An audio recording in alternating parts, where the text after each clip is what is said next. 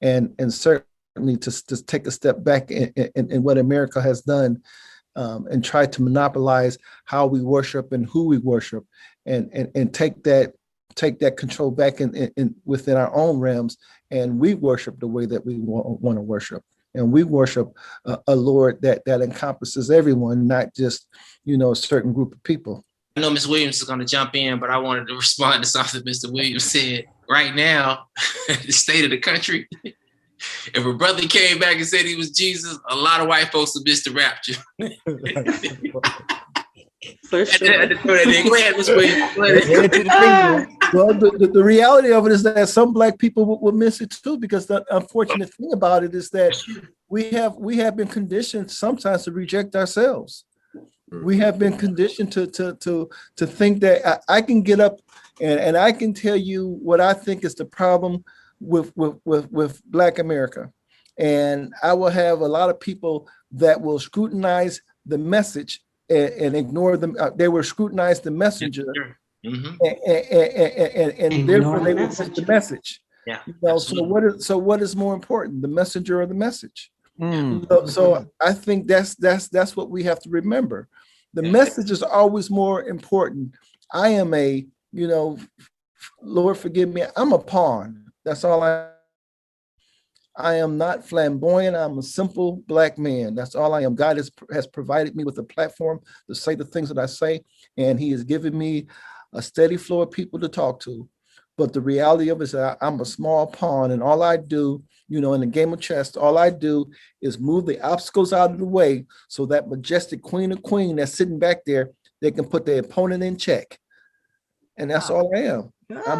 I'm just a pawn. Wow. And just to add a little bit to what Brittany and Mr. Williams is saying, is that from a church perspective, for a very long time in the church, we always thought that, and that's why a lot of people and Black families never went for counseling, because of the fact, if you shared anything, that you were demon possessed. Okay. Or what stays in this house. Or what happens in this house stays in this house. Exactly. What happened in this house stays in this house. Yeah. But when you really do research and you look at the brain, the matters in the brain, it is a chemical imbalance. If you look at a normal brain to one that is affected with mental health issues, you can see the way that it have eaten away in parts of the brain. So now the church is becoming to be a little wiser now to see that it's not about the devil. It's not about being demon possessed. It's about truly chemical imbalance that one is having in their brain. As we know, it's all parts and all section of the brain for everything we do, all five senses. Think, feel. Yeah. So therefore, scientists had came about and really starting to have us take a look at that. What does that look like? It's not about demon possessed anymore. And the church, some of the churches are beginning to be a little bit wise. They're starting to address the issue and talk about the issue of mental health, depression, bipolar, anxiety, things of that nature. That is okay. That if you need to go and see a counselor, go and see a counselor. If you need to be put on medication, take your meds, because that is what's going to help you. So I'm happy to say within my church and other churches that we have visited, that they're beginning to do mental health awareness within their church, in their congregation, to make people aware that it's not about demon possession. It's not about black, white, or anything like that. It's about having an illness, a disease. Mm-hmm. So that's what I think that we need to keep talking. We need to make our presence known. That is not about, even within the church, it's not about praying it away and it's going to go away. Right. That's not going to happen. And sweetheart, you should share with them how many referrals we're getting from churches. Pastors are calling us, and referring their congregation to us. Yeah, it's been amazing. I'm thankful and grateful that they are beginning to see that it's more than just praying it away or you're demon possessed, but to see that these people is suffering. And because they have a high self-esteem of their pastors and leaders in their church, they're afraid to speak about it because they don't want to be shamed. They don't want to be labeled. They don't want to be judged because they have a mental illness. So this platform, we definitely need to keep going. So, I have another question, but you guys are going so deep into this, it made me want to just continue to ask this. Okay, based on the fact that you said that people are starting to realize in the church that it's not about praying it out, because for so long we would always hear that, it's a demonic spirit. You need to pray it out. You need to touch hands do you feel as though it's starting to demean the Christianity, being that people are starting to realize and the other churches are fighting it and saying, well, hey, no, we don't agree? Or do you think it's a challenge more so for you guys as counselors to be able to go and speak with those individuals who are so steeped so deeply into it to feel like it's still something spiritual? Forgive me, sweetheart. You go ahead. I interrupted you. I think it's more educating. What you don't know, you don't know. But when you come to know and be aware of what it really is, then you could better speak on it. So with us, by going our mission as our group and an organization that we're part of, we're trying to get to all the Black churches that allow us to come in to educate your congregation on what mental health is about.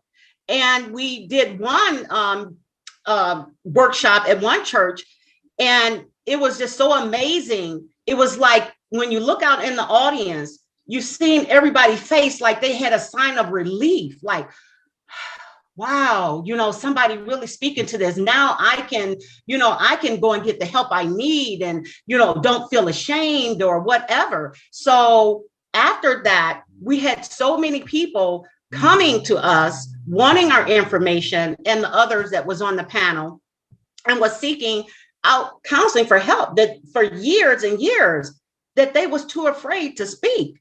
Do you think that it's a battle? As far as do I think it's a battle? In the beginning it was, but I think now as more churches and more pastors, it start with the pastor, the leadership in the church first. The more that they become aware and comfortable and knowing that is not demonic and it is truly an illness, then the congregation are more to open up. So I don't think in the beginning it was a battle, but now I'm beginning to feel a sign of relief now. Because more and more people are beginning to talk about it. It's not enough, but it's more than where it was. Celebrities, churches, pastors that we're seeing that have mental illness. So, yeah.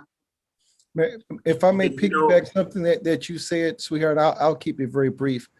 I think normalizing mental health issues is an uphill battle, because the reality of it is that there's a lot of people that's still shamed by that.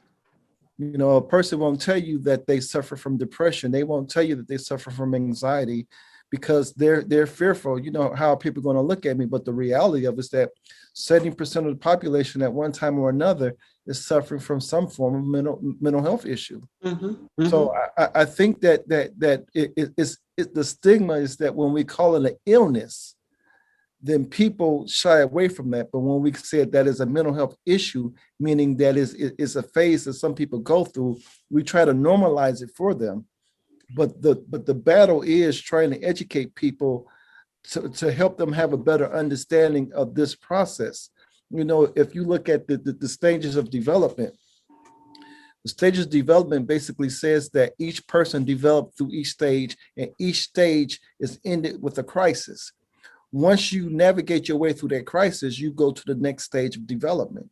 Wow. So many times people get stuck. It's the same as that 50, 60-year-old man that's walking around with that jersey that's 2 sizes too small for him that he wore in high school because he never overcame that crisis. He got stuck in it, and therefore he never developed emotionally to that 50 or 60-year-old man. And so we want to normalize people that struggle that people go through is a struggle, it's part of life. You know, that butterfly that's struggling to get out that cocoon, it has to struggle to get out the cocoon because they allow the blood to go to the wings so it can fly. But if that struggle isn't there and then that cocoon is broken open, that butterfly will lay there on the sidewalk on the grass and dry up and die. That struggle is important for it to develop. Likewise, our struggles help us to develop and gain a better sense of self, but there's no shame in that struggle.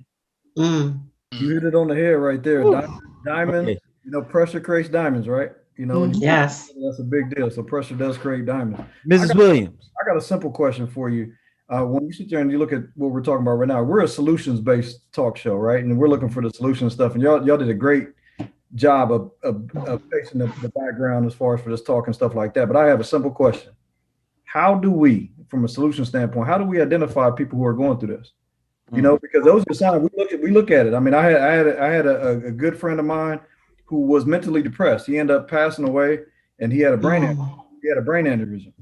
And I missed the signs, right? So now going back through it, I understand what I missed now looking at it, but I don't want somebody else going through the same situation and me just living life and not looking at it. So the simple question is, what are the identifiers? How can we identify if somebody's going through some type of trauma in their hair, some chemical imbalance, and so we can help them get some help? One question, one statement. Ask questions. You ask them questions. Don't assume the assumption is that, oh, they're going to get over it. Ask questions. Are you okay? Can I help you? Because in reality, some people, even though you might ask them, they might say no. But we have to create a safe environment in which a person can express their fears and concerns. So maybe you missed it because, you know, not to cast you in a bad light, but maybe you missed it because you may not have been trained to even look out for anything like that. And two, if you had the type of friend who sort of grin and bear it, who tell you I'm okay, he might not have told you. But to voice your concerns, you know, I'm a little worried about you. You know, I noticed this is going on. I know that's going on. You know, maybe I'll go with you. Let me go with you to talk to somebody. You have to be more proactive to help them identify what it is and create a safe space for them so they can tell you, hey, look, this is what was really going on with me. So a lot of times people want to know that exact question that you asked, and sometimes there are no signs. You look at people like Robin Williams. He's, you know, was always seemed to have, well, in our light, you know, we didn't know him personally and what he was like with his family or friends, but even they were stunned, you know, with his passing and him, you know, suffering from suicide. A lot of times people, again, their behaviors change. So sleeping more, and this is more of the clinical stuff, sleeping more, not wanting to do some of the things that they were once interested in. You know, like you may notice, like we always going out on Thursday nights, and, you know, for the last, you know, couple of weeks, they just like, you know, nah, I'm not really feeling it. I'm just gonna go home or what have you. You know, some of those things can signal depressive symptoms. A lot of times people don't even know the difference between, you know, having a bad day or being sad and then depressed. In the media and other places, we use the word depressed so much that people don't even know what to look out for. Or, you know, you may just be having a bad day and you're like, I'm so depressed, you know, some of those things. So it's hard to really identify sometimes a person that's depressed, because some people wear it very well. They, you know, when they're in public, sometimes it's the people who are the most exuberant, the most outgoing, that battle with things behind closed doors. So a lot of times there really, you know, aren't any ways unless you are checking in on them, and not just one time. You know, there's a joke saying when, you know, Black people tell you they praying for you, that was the prayer.